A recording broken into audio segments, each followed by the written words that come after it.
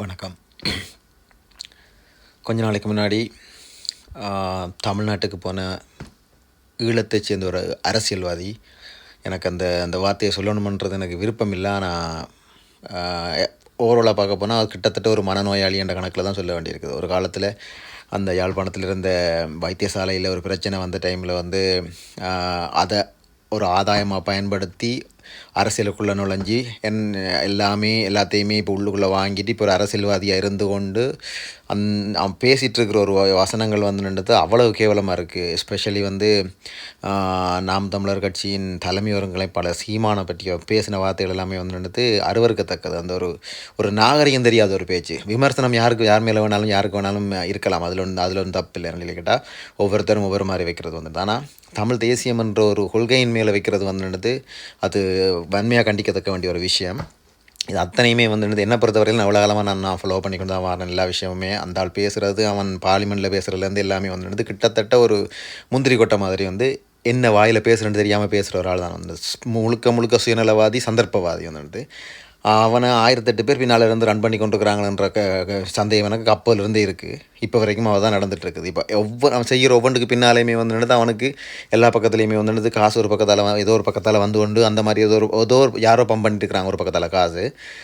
இப்போ அடுத்ததாக இப்போ நடந்துட்டு இருக்கிற அத்தனையுமே ஒரு சைடில் என்ன நடக்குதுன்றதை பார்த்துட்டு யாரை பற்றி பேசினா தான் ஃபேமஸ் ஆகலாம்ன்ற ஒரு கணக்கில் ஒரு ஆளாக தான் நான் பார்க்குறேன்.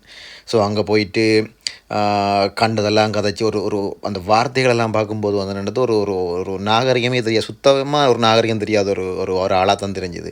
இந்த ஆமக்கரை சாப்பிட்டது அது தண்டெல்லாம் இதெல்லாம் காய்ச்சிட்டு வேணாங்க சாப்பிட்டு அந்த தட்டை வேணால் நக்க கொடுத்துருப்பாங்கள்ல, அந்த லெவலுக்கெல்லாம் பேசுகிறான் அதெல்லாம் ஒரு அருவருக்கத்தக்க ஒரு பேச்சு. உண்மையிலே யாருமே அந்த மாதிரியான ஒரு கிட்டத்தட்ட சொல்ல போனால் ஒரு ஒட்டுமொத்த ஈழத்தமிழர்கள்ன்ற அடையாளத்தையுமே கிட்டத்தட்ட கேவலப்படுத்தியிருக்கான் அந்த ஆள் போயங்க. ஸோ அதை பற்றி சொல்லி ஆகணும்னு கேட்டால் சரியாக அதை பார்க்கும்போது அவ்வளோ அவமானமாக இருக்கும். உண்மையிலே இவங்க நல்லா ஒரு டீம் ஒரு கூட்டம் வாக்களித்து பார்லிமெண்ட்டுக்கு அனுப்பி இருக்குதுன்றது பெரிய மோசமான விஷயம். இப்போ கொஞ்ச நாளைக்கு முன்னாடி ஒரு சண்டே ஒன்று நடந்துச்சு. யாரோ ஒரு அந்த ஊரை சேர்ந்த ஒரு பெண்ணோட அவகிட்ட தூக்கி கையில் இருந்த துப்பாக்கியை தூக்கி காட்டு சுடுவன் நாயை நண்டியில் சொல்கிறான். அவனோட வார்த்தையெல்லாம் அவ்வளோ கேவலமாக இருக்குது ஸோ இப்போ அங்கே போன தண்டியில் கேட்டால் ஏதோ விஜய் அதை பண்ண எல்லாத்தையுமே பேசிவிட்டு கடைசியாக இப்போ மாகாண சபை தேர்தலில் நிற்கிற பிளான்லையும் ஏதோ ஒரு சைடில் விஜய் என்ற ஒரு பிம்பத்தை உருவாக்கி போட்டு அதை வச்சு கொஞ்சம் ஓட்ஸ் எடுத்துடலாமன்ற கணக்கில் தான் அவன் இது பண்ணுறானே தவிர இந்த மாதிரி அவன் எலெக்ஷனில் நின்றா தெரியுமா அவனுக்குரிய பதிலடி என்னன்னு சொல்லிட்டு கேட்டால் எவ்வளவு கேவலமாக அவன் தோக்க போகிறான்றதுக்குரிய இது இதெல்லாம் நடக்கும்.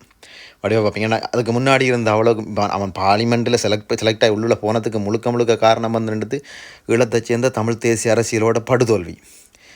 அவ்வளோ பேர் இருக்கிறது முக்கியமாக தமிழ் தேசிய கூட்டமைப்போட படுதோல்வி. ஏன்னா அவங்களோட அந்த ரெட்ட நிலைப்பாட்டின் காரணமாக தான் அவங்கள இருக்கிற வெறுப்பில் தான் மக்கள் வேறு யாருக்காச்சும் கொடுப்போம் முடியும் தூக்கி எறிஞ்சது.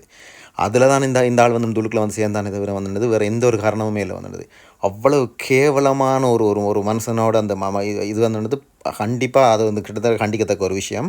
அந்த ஆள் பேசின பேச்சுக்கும் ஈழத்தமிழர்களுக்கும் எந்த சம்மந்தமும் இல்லைன்றது தான் நான் என்ன பொறுத்தவரையில். ஏன்னா நீங்கள் யார்கிட்ட போய் கேட்டாலும் சரி, ஒரு சரியான தமிழ் தேசிய அரசியல் பேசக்கூடிய ஒரு ஈழத்தமிழர்கிட்ட போய் கேட்டாலுமே எவனுமே ஒத்துக்க மாட்டான் இந்த ஆள் கதையில் அவ்வளவு கேவலமாக காய்ச்சிட்டு வந்திருக்கான் அவனுக்கு சம்மந்தமே இல்லாத வேலை அது.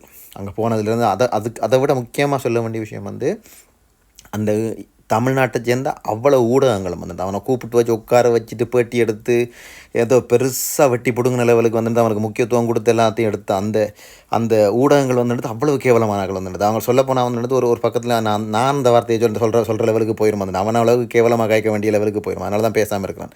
அந்த மாதிரியான ஊடகங்கள் எல்லாம் அவ்வளோ ஒரு கீழ்த்தரமான வேலைகளை செய்து அவன் என்ன கதைக்கிறான், அவனோட வாயில் என்ன வருதுன்னு கூட தெரியாத அளவுக்கு காய்ச்சிட்டு இருக்கிறாங்க. யார் ஒருத்தர் ஈழத்தமிழர் ஒருத்தர் இப்படி பண்ணார், விஜய்க்காக இப்படியா ஈழத்தமிழர் பொங்கினார் புடுங்கினார், அவ்வளோ கோபமாக இருக்குது அதை பார்க்கும்போது இப்போ இதை பற்றி பேசணுமா வேணாமான்றதெல்லாம் எனக்கு மண்டையில் இருந்தது ஆனால் இதை பற்றி எங்களோட ஒரு சாதாரண ஒரு ஈழத்தமிழனா என்னோட அபிப்பிராயத்தை சொல்லணுமென்ற ஒரு கட்டாயம் எனக்கு தோணிச்சு இது சொல்லணும்னு சொல்லிட்டு. அதனால தான் இந்த காணொலியை நான் இப்போ பதிவிடுறேன் அந்த ஆள் பேசுனதுக்கும் எங்களுக்கும் எந்த சம்மந்தம் இல்லைன்றதை மட்டும் வச்சுக்கொள்ளுங்க. ஒரு ஈழத்தமிழனா எங்களுக்கும் அந்த ஆளுக்கும் சம்மந்தமே இல்லைன்றதை மட்டும் நான் ஞாபகம் வச்சுக்கொள்ளுங்க அவன் முழுக்க பேசுனது தன்னோட சொந்த அரசியல் லாபத்துக்காக மட்டும்தான் பேசியிருக்கிறான்.